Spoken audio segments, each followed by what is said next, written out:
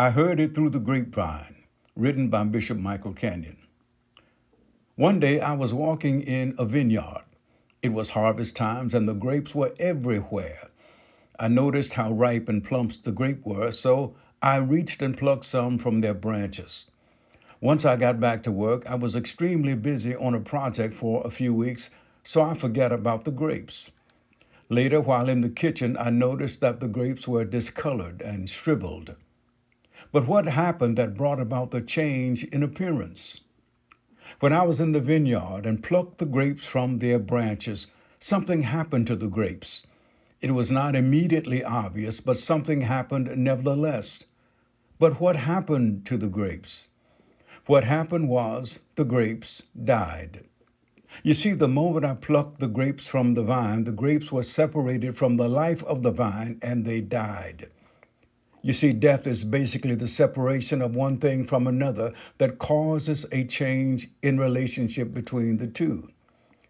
Physical death occurs when the immaterial part of you separates from your material body. Relational death occurs when two people who were once married or dating go their separate ways. The grapes were alive until I plucked them from their life source. Previously, the soil provided life to the roots, and the roots provided life to the vines. The vines provided life to the branches, and the branches provided life to the grapes. This cycle was broken when I plucked the grapes from the vine. When that happened, they died. This is what happened to all of humanity when we were separated from the life of God through the sin of Adam. In Adam, we all died. Just as children inherit qualities from their parents, we inherited a death sentence from Adam, the father of us all. We don't look dead, but we are dead nevertheless. The corruption and the decay of humanity is proof of our death. How else can you explain the evil and wickedness in the world? What we see and do is evidence of our death and decay. Dead people produce dead works, works like hatred, murder, greed, selfishness, lies, and so much more. You see, what we do is evidence of our condition. In our youth, physically, we don't look as though we're dying. We are strong and energetic. But as time passes, we too become discolored and shrivel. Our steps become shortened, our sight dims, our skin wrinkles, and our pains become more frequent in occurrences and varied in location because we are all dying. Regardless of your race or economic status, power or prestige, you are dying, my friend. The rich die, the poor die, black, white, brown, yellow, we all die. Now, since death is an inevitable reality, it is incumbent upon you to find out as much as possible about what happens after you die. Because when you die, it's too late to gather information. And how you choose to live reveals what you believe happens when you die. If you believe that there is no existence beyond death, you will live only for the here and now. You view life as an occasion to do whatever you want with no restraints because when you die, none of it matters. But before you commit your life to that reasoning, you must ask the question, why do I believe what I believe? You see, my brothers and sisters, when you believe something with no credible evidence to support it, you become an extreme gambler. You are gambling your future on nothing more than a guess. In a court of law, a person's guilt or innocence is established by credible evidence, not a guess. The resurrection of Jesus was God's response to death. He went into death, came out of it, never to die again. And in doing so, he conquered death. Death could only be conquered by someone who can never die again. After the resurrection of Jesus, it was impossible, it is impossible for him to die again. He lives forever. Jesus lives. But why would you believe that Jesus rose from the dead and lives today?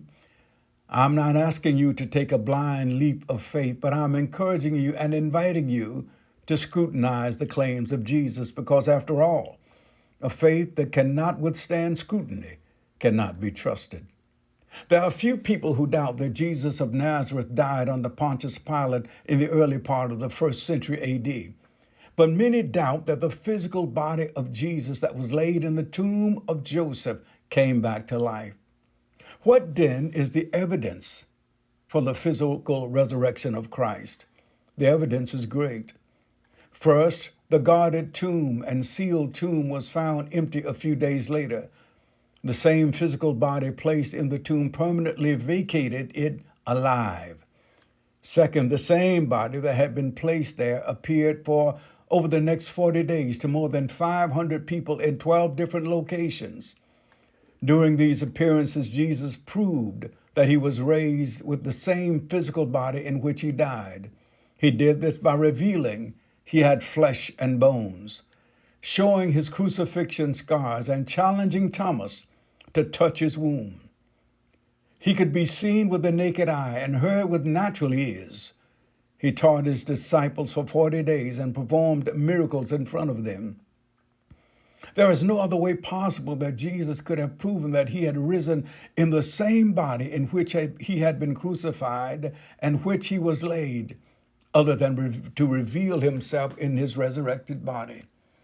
Little wonder that Peter, an apostle and eyewitness of Jesus' death and resurrection, declared, "We did not follow cleverly devised stories.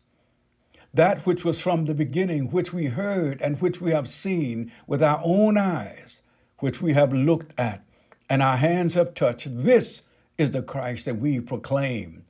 Jesus is alive." Third, the chief priests invented the story that the disciples stole the body of Jesus. You can read it in Matthew 28, 12 and 13.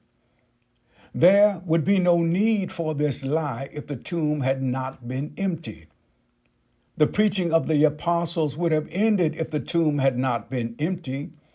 The Jewish authorities could have easily put an end to Christianity by producing Jesus' body. All they had to do was produce the body and Christianity would cease to be. Produce the body and there is nothing else to preach. Produce the body and he is proven to be a fraud. Fourth, the Gospels record that while Jesus was on trial, the disciples deserted him in fear. But just a few days later, they suddenly returned to Jerusalem full of faith and began preaching that Jesus, the Messiah, had risen from the dead.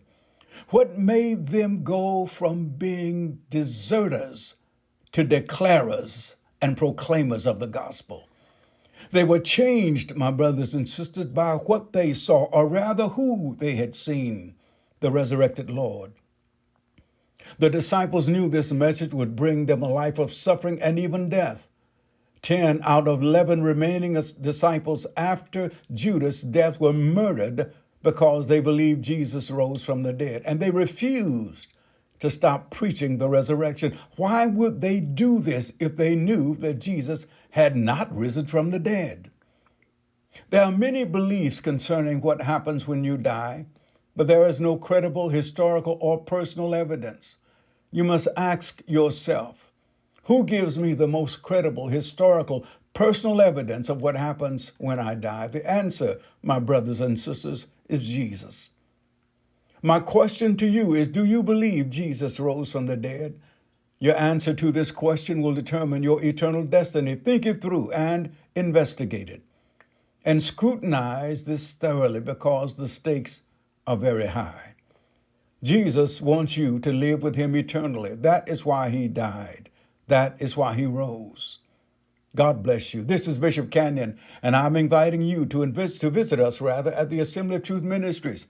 We're located 350 Hills Avenue in Southwest Atlanta, Georgia, 30313. And if you need a ride, give us a call at 404-228-6969. God bless you.